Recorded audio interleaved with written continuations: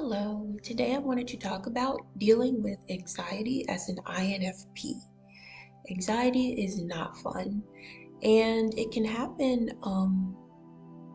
There are different forms of anxiety. I'm not a therapist, but I think that different things can trigger different sorts of anxiety. And today I wanted to talk about two different triggers and the anxiety that they cause and how we can positively react to like recenter ourselves when those particular forms of anxieties take over or get in the way of life. The first one is anxiety that comes from feeling overwhelmed. I know that sometimes I deal with this when I feel like I just have so much to do, I don't even know where to start. I write to-do lists for every single day. And sometimes those to-do lists have like 20 items on them because that's literally the only way I'm going to move forward with life. I have to do those 20 things. And that can just make me feel exhausted just looking at the list.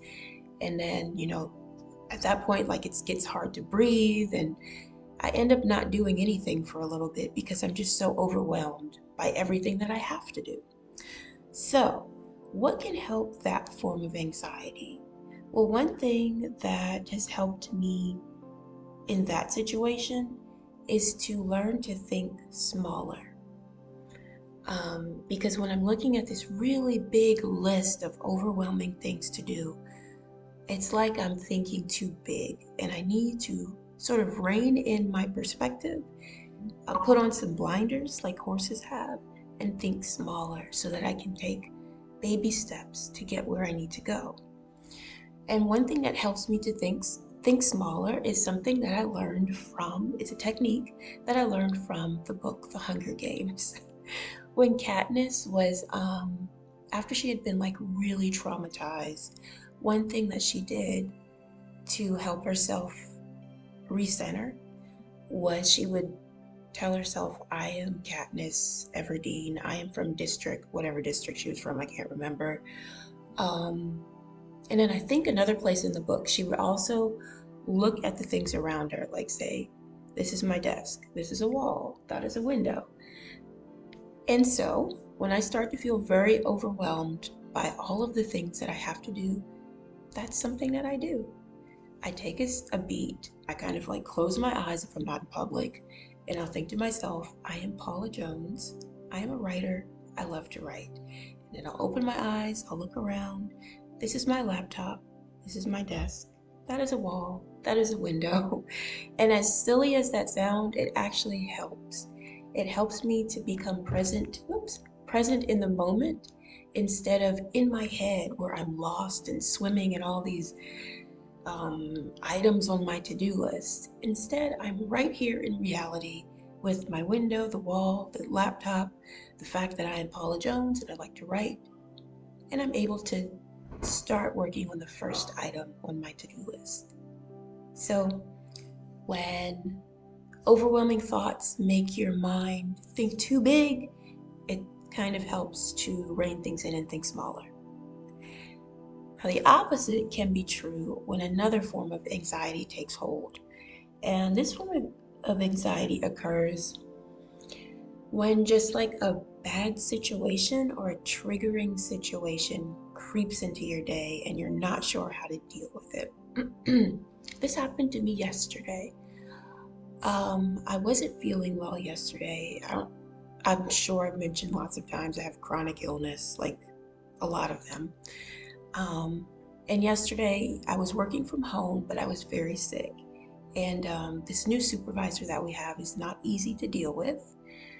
And she was just fussing. And I started feeling triggered. Like, first of all, when your body isn't working right and you feel bad, that in itself is awful.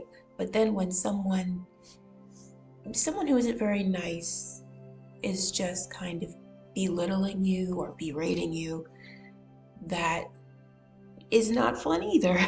So all of those things, like or the combination of those things happening at the same time yesterday, I started getting anxious, like really, really anxious.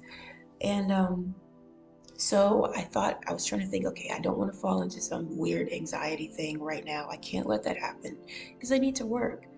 So what I did was I put on some music, first of all.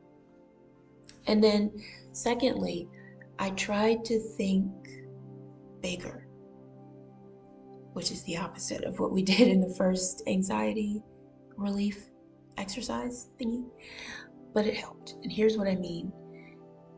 In that moment, my boss was fussing, my body is being mean to me, and everything sucks.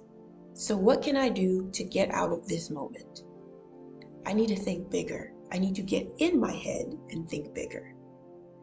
Um, get out of the present moment and sort of look at my life from a bird's eye perspective.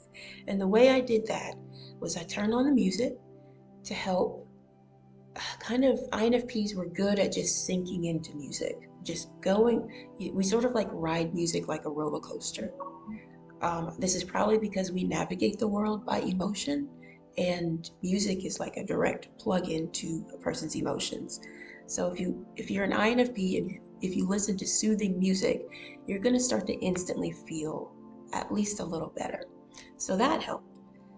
And then I made a conscious effort to think about, okay, what is the big picture here? What are my long-term goals in life?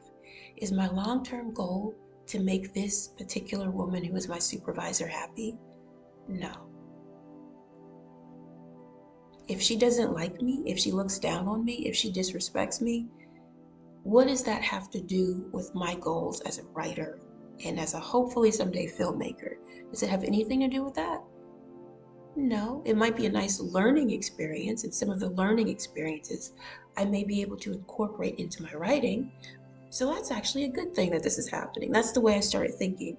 This is a good experience because I can incorporate this into my work.